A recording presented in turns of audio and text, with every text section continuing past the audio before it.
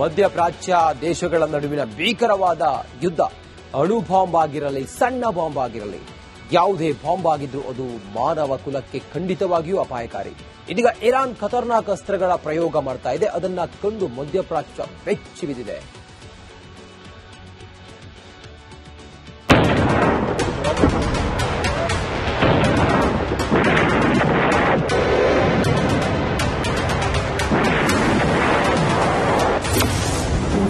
ಮಧ್ಯಪ್ರಾಚ್ಯದಲ್ಲಿ ಅಕ್ಷರಶಃ ಅಬ್ಬರಿಸುತ್ತಿದೆ ಇರಾನ್.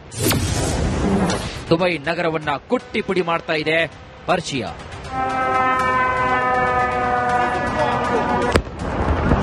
ಸ್ವಾಭಿಮಾನಕ್ಕೆ ಧಕ್ಕೆಯಾದಾಗ, ಇಲ್ಲವೇ ತನ್ನ ದೇಶದ ಮೇಲೆ ವೈರಿಗಳು ಅಟ್ಯಾಕ್ ಮಾಡಿದಾಗ ಯುದ್ಧ ಘೋಷಣೆ ಮಾಡೋದು ಅನಿವಾರ್ಯ ಆಗುತ್ತೆ.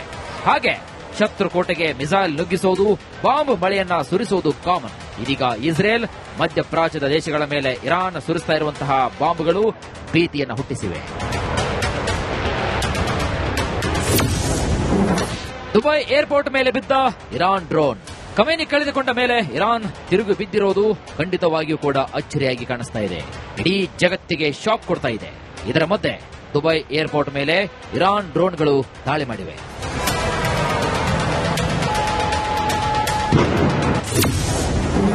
ಕ್ಲಸ್ಟರ್ ಬಾಂಬ್ ದಾಳಿ ಕನ್ಫರ್ಮ್ ಮಾಡಿದ ಇಸ್ರೇಲ್ ಮೇಲೆ ಅಟ್ಯಾಕ್ ಮಾಡುತ್ತಿರುವಂತಹ ಇರಾನ್ ಮೊದಲು ಡಮ್ಮಿ ಮಿಸೈಲ್ಗಳನ್ನು ಹಾರಿಸಿ ರಾಡರ್ಗಳನ್ನ ಪತ್ತೆ ಮಾಡಿಕೊಂಡಿತು. ಆಮೇಲೆ ರಾಡರ್ಗಳನ್ನ ನಾಶ ಮಾಡಿ ಖಂಡಾಂತರ ಕ್ಷಿಪಣಿಯನ್ನ ಹಾರಿಸುತ್ತಿದೆ. ಆ ಕ್ಷಿಪಣಿಗಳ ಮೂಲಕ ಕ್ಲಸ್ಟರ್ ಬಾಂಬ್ಗಳನ್ನ ಸಿಡಿಸ್ತಾ ಇದೆ. ಇದನ್ನ ಇಸ್ರೇಲ್ ಕನ್ಫರ್ಮ್ ಮಾಡಿದೆ. Cluster bomb. ಇಸ್ರೇಲ್ ಮೇಲೆ ಅಟ್ಯಾಕ್ ಮಾಡುವುದಕ್ಕೆ ಇರಾನ್ ಕ್ಲಸ್ಟರ್ ಬಾಂಬ್ ಹೊಂದಿರುವಂತಹ ಬ್ಯಾಲಿಸ್ಟಿಕ್ ಕ್ಷಿಪಣಿಗಳ ಮೂಲಕ ಹಾರಿಸಿತು. ಭೂಮಿಗಿಂತ ಸುಮಾರು 6-7 ಕಿಲೋಮೀಟರ್ ಮೇಲೆ ಆಗಸದಲ್ಲಿ ಕ್ಲಸ್ಟರ್ ಬಾಂಬ್ ಗುಚ್ಚ ತೆರೆದುಕೊಂಡಿದೆ. ಹಾಗೆ ತೆರೆದುಕೊಂಡ ಗುಚ್ಚ 20ಕ್ಕೂ ಹೆಚ್ಚಿನ ಬಾಂಬ್ಗಳನ್ನ ಚದುರಿಸಿ ಬೀಳಿಸಿದೆ. ಹಾಗೆ ಚದುರಿದ ಬಾಂಬ್ಗಳು ಸುಮಾರು 8 ಕಿಲೋಮೀಟರ್ ವ್ಯಾಪ್ತಿಯಲ್ಲಿ ಅಲ್ಲಲ್ಲಿ ಬಿದ್ದಿವೆ. ಮನೆ ಮೇಲೆ, ಸಾರ್ವಜನಿಕ ಸ್ಥಳದಲ್ಲಿ ಬಿದ್ದಿರೋ ಬಾಂಬ್ಗಳು ಸ್ಫೋಟಗೊಂಡಿವೆ. ಇದರಿಂದಾಗಿ ಇಸ್ರೇಲ್ನಲ್ಲಿ 11ಕ್ಕೂ ಹೆಚ್ಚಿನ ಜನ ಸಾವನ್ನಪ್ಪಿದ್ದಾರೆ. 1000ಕ್ಕೂ ಹೆಚ್ಚಿನ ಜನ ಗಂಭೀರ ಗಾಯಗೊಂಡಿದ್ದಾರೆ. ಇರಾನ್ ನಡೆಸ್ತಾ ಇರುವಂತಹ ಕ್ಲಸ್ಟರ್ ಬಾಂಬ್ ಅಟ್ಯಾಕ್ ಇಸ್ರೇಲ್ ಪಾಲಿಗೆ ತಲೆನೋವು ತಂದಿದೆ.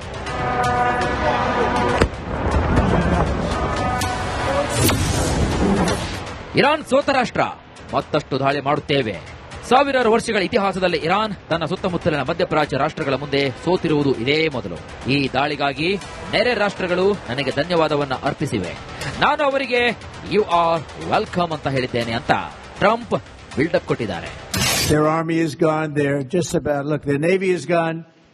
Their communications are gone. Their leaders are gone. 2 sets of their leaders are gone. They're down to their 3rd set. Their air force is wiped out entirely. Iran ಎಲ್ಲಿಯವರೆಗೆ ದಾಳಿ ಮಾಡುತ್ತೋ ಅಲ್ಲಿಯವರೆಗೂ America, Israel ಜಂಟಿಯಾಗಿ counter ಮಾಡೋದು guarantee. ಆದ್ರೆ ಸಾರ್ವಜನಿಕ ಸ್ಥಳಗಳ ಮೇಲೂ ಕೂಡ ದಾಳಿಯಾಗುತ್ತಾ ಇರೋದು, ಜನಸಾಮಾನ್ಯರ ರಕ್ತವು ಹರಿತಾ ಇರೋದು ದುರಾದೃಷ್ಟಕರ. News desk, republic Kannada.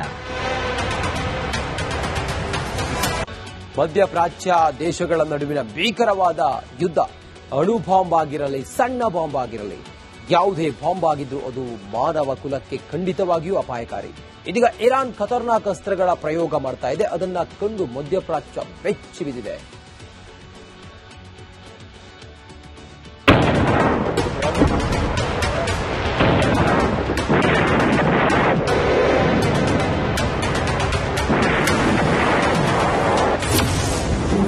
ಮಧ್ಯಪ್ರಾಚ್ಯದಲ್ಲಿ ಅಕ್ಷರಶಃ ಅಬ್ಬರಿಸುತ್ತಿದೆ ಇರಾನ್. ದುಬೈ ನಗರವನ್ನ ಕುಟ್ಟಿ ಪುಡಿ ಮಾಡ್ತಾ ಇದೆ ಪರ್ಷಿಯಾ.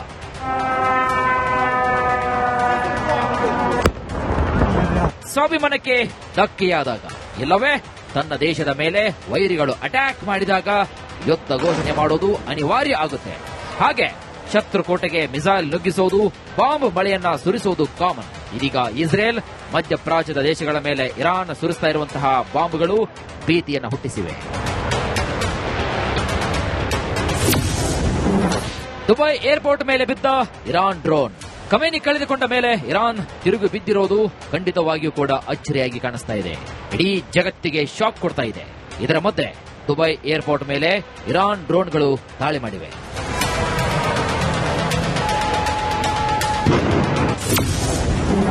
ಕ್ಲಸ್ಟರ್ ಬಾಂಬ್ ದಾಳಿ ಕನ್ಫರ್ಮ್ ಮಾಡಿದ ಇಸ್ರೇಲ್ ಮೇಲೆ ಅಟ್ಯಾಕ್ ಮಾಡುತ್ತಿರುವಂತಹ ಇರಾನ್ ಮೊದಲು ಡಮ್ಮಿ ಮಿಸೈಲ್ಗಳನ್ನು ಹಾರಿಸಿ ರಾಡರ್ಗಳನ್ನ ಪತ್ತೆ ಮಾಡಿಕೊಂಡಿತು.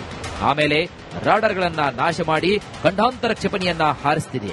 ಆ ಕ್ಷಿಪಣಿಗಳ ಮೂಲಕ ಕ್ಲಸ್ಟರ್ ಬಾಂಬ್ಗಳನ್ನ ಸಿಡಿಸ್ತಾ ಇದೆ. ಇದನ್ನ ಇಸ್ರೇಲ್ ಕನ್ಫರ್ಮ್ ಮಾಡಿದೆ. Cluster bomb. ಇಸ್ರೇಲ್ ಮೇಲೆ ಅಟ್ಯಾಕ್ ಮಾಡುವುದಕ್ಕೆ ಇರಾನ್ ಕ್ಲಸ್ಟರ್ ಬಾಂಬ್ ಹೊಂದಿರುವಂತಹ ಬ್ಯಾಲಿಸ್ಟಿಕ್ ಕ್ಷಿಪಣಿಗಳ ಮೂಲಕ ಹಾರಿಸಿತು. ಭೂಮಿಗಿಂತ ಸುಮಾರು 6-7 ಕಿಲೋಮೀಟರ್ ಮೇಲೆ ಆಗಸದಲ್ಲಿ ಕ್ಲಸ್ಟರ್ ಬಾಂಬ್ ಗುಚ್ಛ ತೆರೆದುಕೊಂಡಿದೆ. ಹಾಗೆ ತೆರೆದುಕೊಂಡ ಗುಚ್ಛ 20ಕ್ಕೂ ಹೆಚ್ಚಿನ ಬಾಂಬ್ಗಳನ್ನ ಚದುರಿಸಿ ಬೀಳಿಸಿದೆ.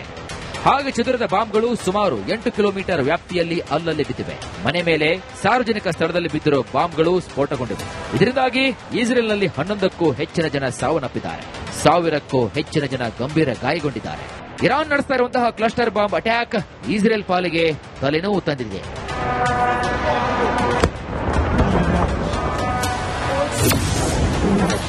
ಇರಾನ್ ಸೋತ ರಾಷ್ಟ್ರ, ಮತ್ತಷ್ಟು ದಾಳಿ ಮಾಡುತ್ತೇವೆ. ಸಾವಿರಾರು ವರ್ಷಗಳ ಇತಿಹಾಸದಲ್ಲಿ ಇರಾನ್ ತನ್ನ ಸುತ್ತಮುತ್ತಲಿನ ಮಧ್ಯಪ್ರಾಚ್ಯ ರಾಷ್ಟ್ರಗಳ ಮುಂದೆ ಸೋತಿರುವುದು ಇದೇ ಮೊದಲು. ಈ ದಾಳಿಗಾಗಿ ನೆರೆ ರಾಷ್ಟ್ರಗಳು ನನಗೆ ಧನ್ಯವಾದವನ್ನ ಅರ್ಪಿಸಿವೆ. ನಾನು ಅವರಿಗೆ ಯು ಆರ್ ವೆಲ್ಕಮ್ ಅಂತ ಹೇಳಿದ್ದೇನೆ ಅಂತ ಟ್ರಂಪ್ ಬಿಲ್ಡಪ್ ಕೊಟ್ಟಿದ್ದಾರೆ. Their army is gone. They're just about, look, their navy is gone. Their communications are gone. Their leaders are gone. 2 sets of their leaders are gone. They're down to their 3rd set. Their air force is wiped out entirely. Iran ಎಲ್ಲಿಯವರೆಗೆ ದಾಳಿ ಮಾಡುತ್ತೋ ಅಲ್ಲಿಯವರೆಗೂ America, Israel ಜಂಟಿಯಾಗಿ counter ಮಾಡೋದು guarantee. ಆದ್ರೆ ಸಾರ್ವಜನಿಕ ಸ್ಥಳಗಳ ಮೇಲೂ ಕೂಡ ದಾಳಿಯಾಗುತ್ತಾ ಇರೋದು, ಜನಸಾಮಾನ್ಯರ ರಕ್ತವು ಹರಿತಾ ಇರೋದು ದುರಾದೃಷ್ಟಕರ. News desk, republic Kannada. ಮಧ್ಯಪ್ರಾಚ್ಯ ದೇಶಗಳ ನಡುವಿನ ಭೀಕರವಾದ ಯುದ್ಧ ಅಣು ಬಾಂಬ್ ಆಗಿರಲಿ, ಸಣ್ಣ ಬಾಂಬ್ ಆಗಿರಲಿ, ಯಾವುದೇ ಬಾಂಬ್ ಆಗಿದ್ದು ಅದು ಮಾನವ ಕುಲಕ್ಕೆ ಖಂಡಿತವಾಗಿಯೂ ಅಪಾಯಕಾರಿ. ಇದೀಗ ಇರಾನ್ ಖತರ್ನಾಕ್ ಅಸ್ತ್ರಗಳ ಪ್ರಯೋಗ ಮಾಡ್ತಾ ಇದೆ. ಅದನ್ನ ಕಂಡು ಮಧ್ಯಪ್ರಾಚ್ಯ ಬೆಚ್ಚಿ ಬಿದ್ದಿದೆ.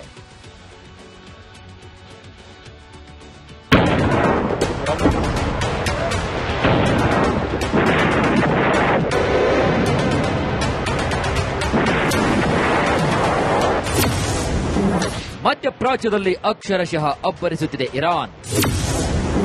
ದುಬೈ ನಗರವನ್ನ ಕುಟ್ಟಿ ಪುಡಿ ಮಾಡ್ತಾ ಇದೆ ಪರ್ಷಿಯಾ.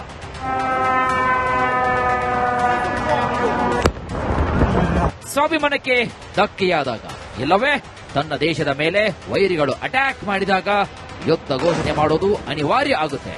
ಹಾಗೆ ಶತ್ರುಕೋಟೆಗೆ ಮಿಸೈಲ್ ನುಗ್ಗಿಸೋದು, ಬಾಂಬ್ ಮಳೆಯನ್ನ ಸುರಿಸುವುದು ಕಾಮನ್. ಇದೀಗ ಇಸ್ರೇಲ್, ಮಧ್ಯಪ್ರಾಚ್ಯದ ದೇಶಗಳ ಮೇಲೆ ಇರಾನ್ ಸುರಿಸ್ತಾ ಇರುವಂತಹ ಬಾಂಬ್ಗಳು ಭೀತಿಯನ್ನು ಹುಟ್ಟಿಸಿವೆ.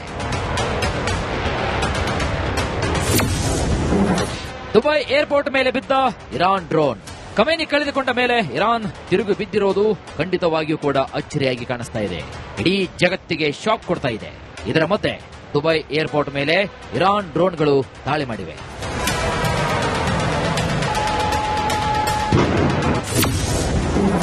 ಕ್ಲಸ್ಟರ್ ಬಾಂಬ್ ದಾಳಿ ಕನ್ಫರ್ಮ್ ಮಾಡಿದ ಇಸ್ರೇಲ್. ಇಸ್ರೇಲ್ ಮೇಲೆ ಅಟ್ಯಾಕ್ ಮಾಡುತ್ತಿರುವಂತಹ ಇರಾನ್ ಮೊದಲು ಡಮ್ಮಿ ಮಿಸೈಲ್ಗಳನ್ನು ಹಾರಿಸಿ ರಾಡರ್ಗಳನ್ನ ಪತ್ತೆ ಮಾಡಿಕೊಂಡಿತು. ಆಮೇಲೆ ರಾಡರ್ಗಳನ್ನ ನಾಶ ಮಾಡಿ ಖಂಡಾಂತರ ಕ್ಷಿಪಣಿಯನ್ನ ಹಾರಿಸುತ್ತಿದೆ. ಆ ಕ್ಷಿಪಣಿಗಳ ಮೂಲಕ ಕ್ಲಸ್ಟರ್ ಬಾಂಬ್ಗಳನ್ನ ಸಿಡಿಸ್ತಾ ಇದೆ. ಇದನ್ನ ಇಸ್ರೇಲ್ ಕನ್ಫರ್ಮ್ ಮಾಡಿದೆ. Cluster bomb. ಇಸ್ರೇಲ್ ಮೇಲೆ ಅಟ್ಯಾಕ್ ಮಾಡುವುದಕ್ಕೆ ಇರಾನ್ ಕ್ಲಸ್ಟರ್ ಬಾಂಬ್ ಹೊಂದಿರುವಂತಹ ಬ್ಯಾಲಿಸ್ಟಿಕ್ ಕ್ಷಿಪಣಿಗಳ ಮೂಲಕ ಹಾರಿಸಿತು. ಭೂಮಿಗಿಂತ ಸುಮಾರು 6-7 ಕಿಲೋಮೀಟರ್ ಮೇಲೆ ಆಗಸದಲ್ಲಿ ಕ್ಲಸ್ಟರ್ ಬಾಂಬ್ ಗುಚ್ಛ ತೆರೆದುಕೊಂಡಿದೆ. ಹಾಗೆ ತೆರೆದುಕೊಂಡ ಗುಚ್ಛ 20ಕ್ಕೂ ಹೆಚ್ಚಿನ ಬಾಂಬ್ಗಳನ್ನ ಚದುರಿಸಿ ಬೀಳಿಸಿದೆ. ಹಾಗೆ ಚದುರಿದ ಬಾಂಬ್ಗಳು ಸುಮಾರು 8 ಕಿಲೋಮೀಟರ್ ವ್ಯಾಪ್ತಿಯಲ್ಲಿ ಅಲ್ಲಲ್ಲಿ ಬಿದ್ದಿವೆ. ಮನೆ ಮೇಲೆ, ಸಾರ್ವಜನಿಕ ಸ್ಥಳದಲ್ಲಿ ಬಿದ್ದಿರೋ ಬಾಂಬ್ಗಳು ಸ್ಫೋಟಗೊಂಡಿವೆ. ಇದರಿಂದಾಗಿ ಇಸ್ರೇಲ್ನಲ್ಲಿ 11ಕ್ಕೂ ಹೆಚ್ಚಿನ ಜನ ಸಾವನ್ನಪ್ಪಿದ್ದಾರೆ. 1000ಕ್ಕೂ ಹೆಚ್ಚಿನ ಜನ ಗಂಭೀರ ಗಾಯಗೊಂಡಿದ್ದಾರೆ. ಇರಾನ್ ನಡೆಸ್ತಾ ಇರುವಂತಹ ಕ್ಲಸ್ಟರ್ ಬಾಂಬ್ ಅಟ್ಯಾಕ್ ಇಸ್ರೇಲ್ ಪಾಲಿಗೆ ತಲೆನೋವು ತಂದಿದೆ.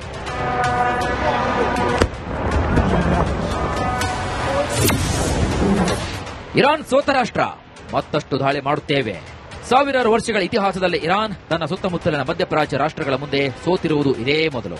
ಈ ದಾಳಿಗಾಗಿ ನೆರೆ ರಾಷ್ಟ್ರಗಳು ನನಗೆ ಧನ್ಯವಾದವನ್ನ ಅರ್ಪಿಸಿವೆ. ನಾನು ಅವರಿಗೆ ಯು ಆರ್ ವೆಲ್ಕಮ್ ಅಂತ ಹೇಳಿದ್ದೇನೆ ಅಂತ ಟ್ರಂಪ್ ಬಿಲ್ಡಪ್ ಕೊಟ್ಟಿದ್ದಾರೆ.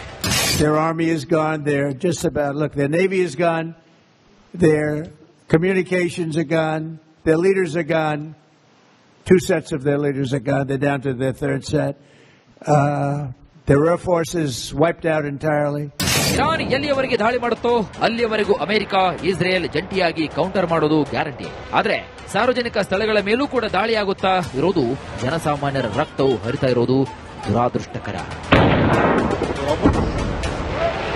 News desk, republic Kannada.